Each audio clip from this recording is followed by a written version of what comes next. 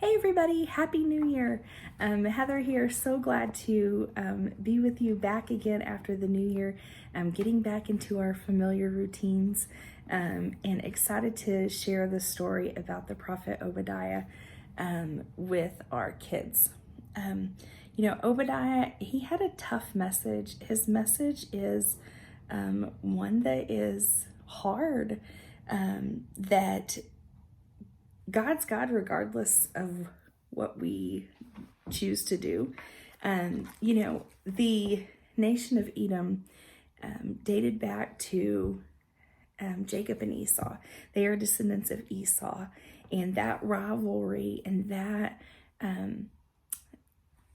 tension between those two brothers passed down from generation to generation to generation, and continued in Israel versus Edom. And so God sends a word to Obadiah to speak against that and to tell them. And so Obadiah is a very short book. It's just one chapter. And it is a kind of some aggressive language in there. But it also brings about truth in our lives that God really is who he says he is, and that we really can trust him.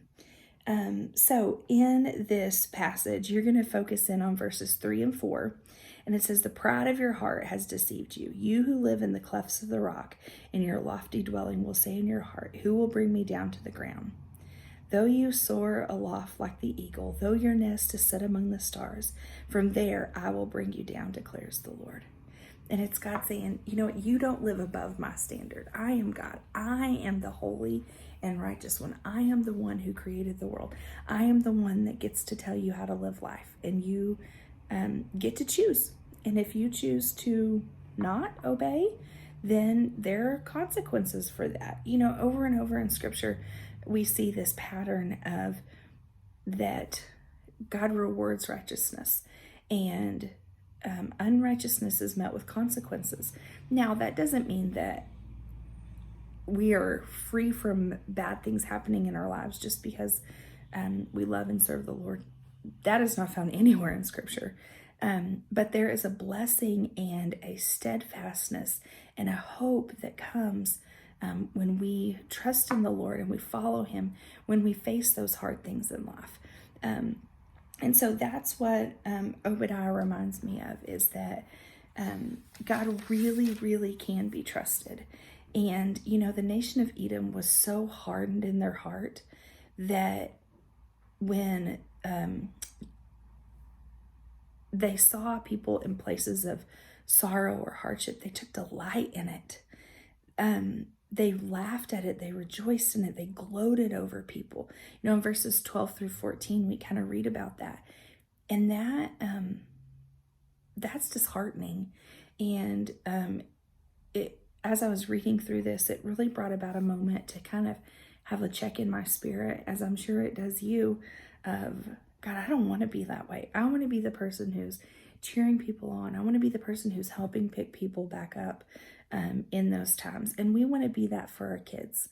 Our kids, they're going to have days where they just have a bad day and they blow it and they make bad choices, or they get frustrated super easy or whatever.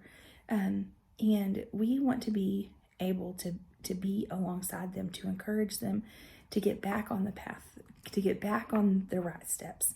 And so this week, in your lesson time, I pray that you have time for that. I pray that you have time to show that, that the consequences of sin are real, and that we have hope because we know about Jesus, and we can put our faith and our trust in him, and he will do exactly what he says he will.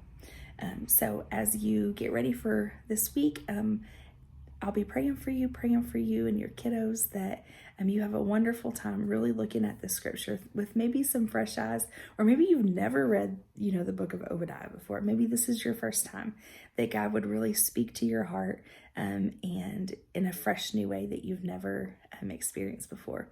So thankful for you guys. So glad that you're a part of kids ministry here at Taylor's Valley, and so excited about the things that are going to happen this year.